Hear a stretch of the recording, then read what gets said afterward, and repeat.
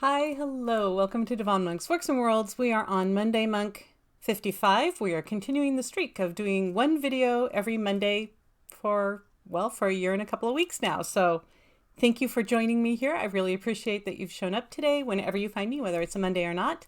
I want to do a big shout out to my original viewers who started off with me right at the very beginning. Thank you so much for sticking with me and joining in every week or whenever you find me to spend a little time. And thank you to all my new subscribers. I'm actually baffled that I have this many people following me. I mean, it's not a lot in the terms of the YouTube world, but I'm really excited that I have several people. Thank you. Thank you for becoming part of my clan here, that we can all just enjoy a little time together on Monday and talk about writing, knitting, and the world in general. So let's start with what we usually start with, which is writing. How is writing going?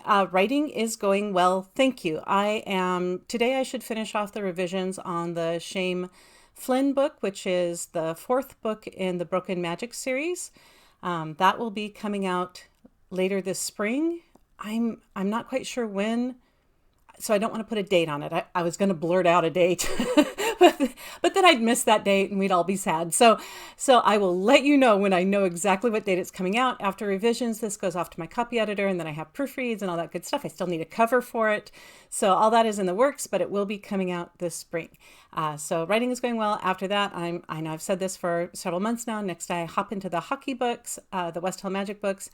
And I'm working on some side projects because I have another little thing I want to launch this year, and I want to tell you about it, but I'm not going to tell you yet. So tune in to hear more about that as time goes forward.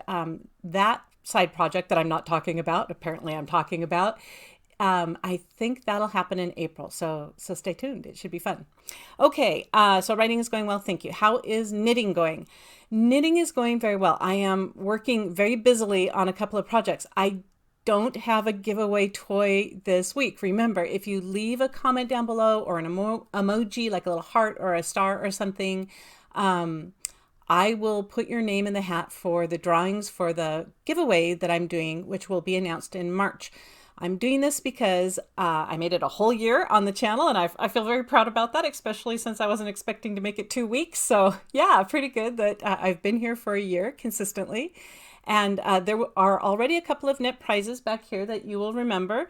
This will be given away little Hubble the Wolf, Winter Wolf guy, this little knit guy with his little hat. I really like how he turned out. Like I said last week, complicated pattern. And then this knit balloon dog toy will be given away to one lucky winner. I don't know if I can get his face on here's his face. And the fun thing about this balloon toy is he actually untwists like a real balloon animal, and you can twist him back into the dog shape. So anyways, those two will be given away. And I think I will have one more toy maybe available next week, which will be the last week of February, the last Monday in February. And that will be the end of me doing giveaways for this celebration, 1 year celebration. But that doesn't mean that we don't have something to give away this week. Oh yes, we do. We have, are you ready? I'm going to give away 3 signed copies, and they can be personalized, of the first 3 books in the Ordinary Magic series. Anyways, this will be a 3-book giveaway.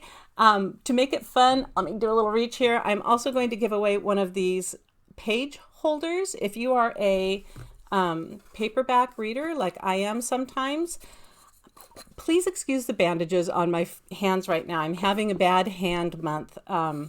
Sometimes just my fingers and stuff don't do very well, and then I end up having to put bandages on them. So we're going to ignore the fact that I have bandages on my fingers, and we're going to see how this little thing works. You just put the little wing-a-ding here in the middle of the page, and that holds your page so that it's a very easy one-hand hold on a book. My husband made these. We did some research online to find out what was the best shape, and they're fantastic. They're lightweight, they're wood. I'll do a little more polish on them before I give them out. Trust me, they're easier to use than what I'm doing right now. And anyway, so they are delightful little page holders, and they will be signed. You will get one of these with the 3-book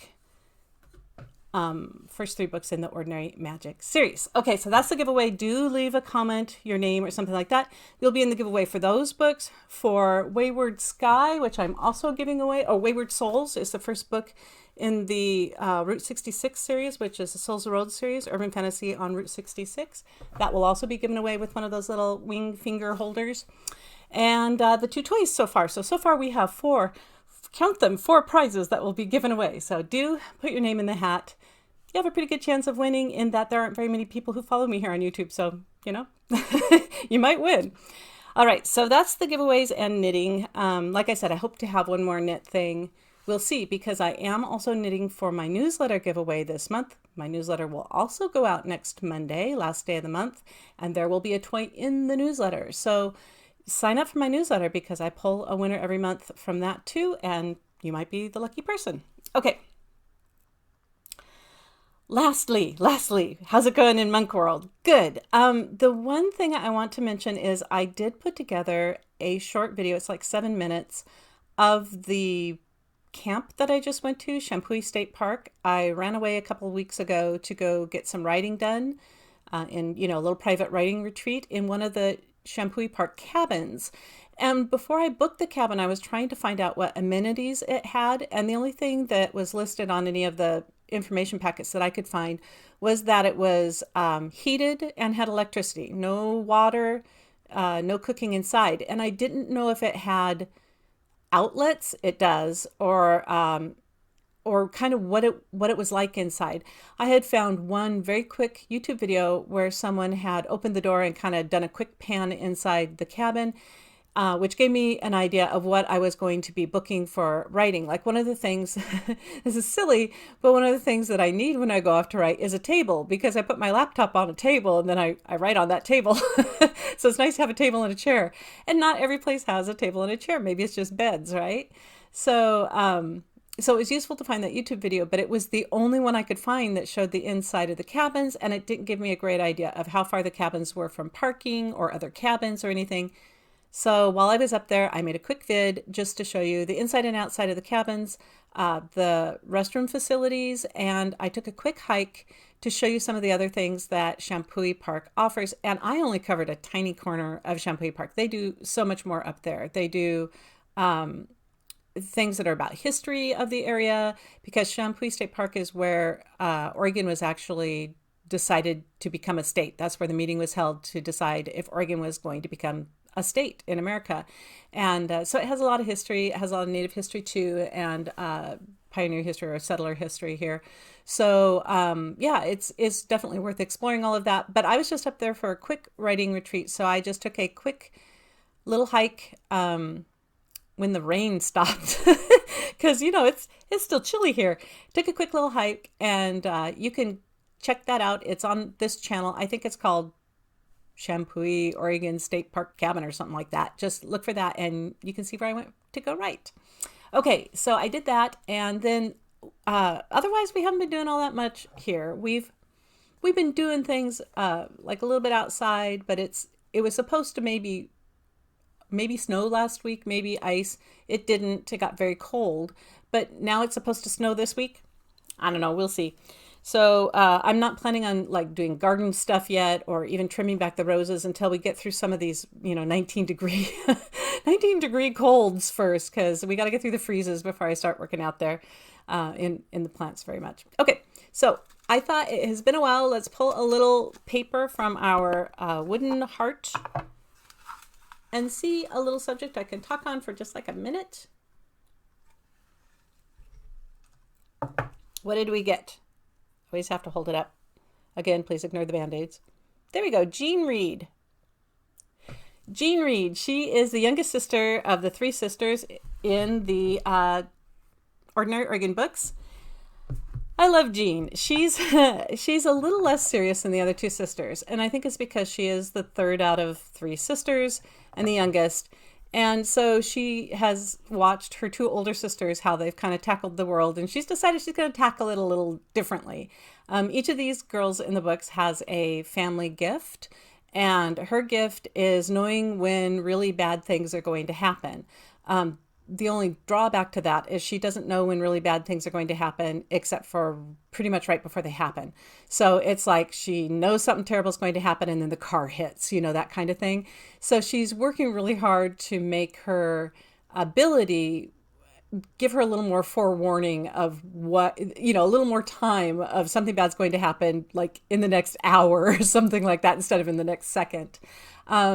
She collects bad wizards. I know that sounds funny, and I don't mean as in people. I mean she has a collection of toys and stuff that are wizards. So she has Orpheus from Venture Bros, and she has oh gosh, I can't remember them all. But any bad wizard you can think of, she's got them around, and she's a toy collector. She's kind of more into, video games and bright colors. She dyes her hair, which is fun to have a character who also dyes her hair fun colors. And she always wears really bright things. And she's a little more boho hippie kind of chic.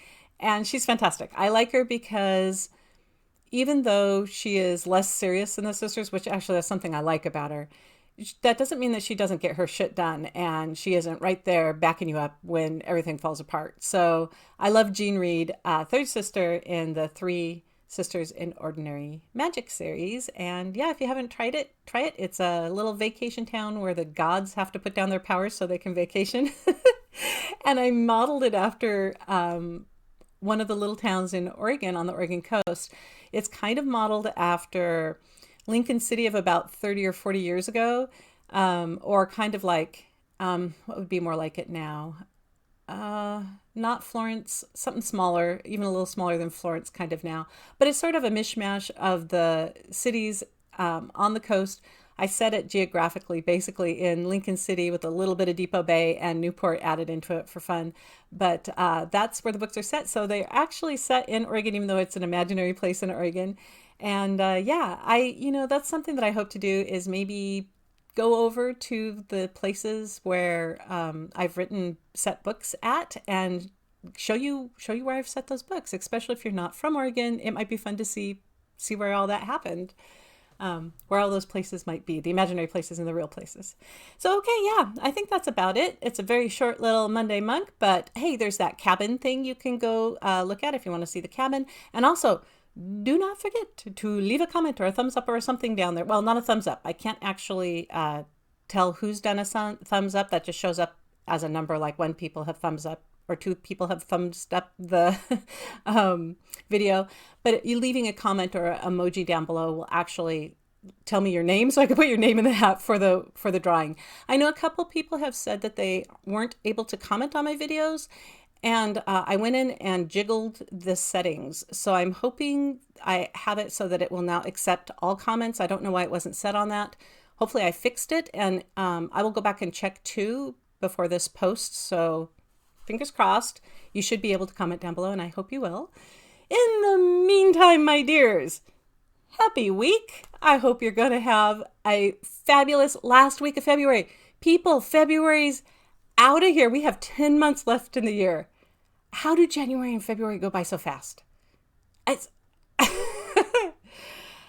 okay, so I hope you have a wonderful last week of February. We are rolling towards spring, and that's exciting. And I hope you have a wonderful week. We'll see you later now. Bye.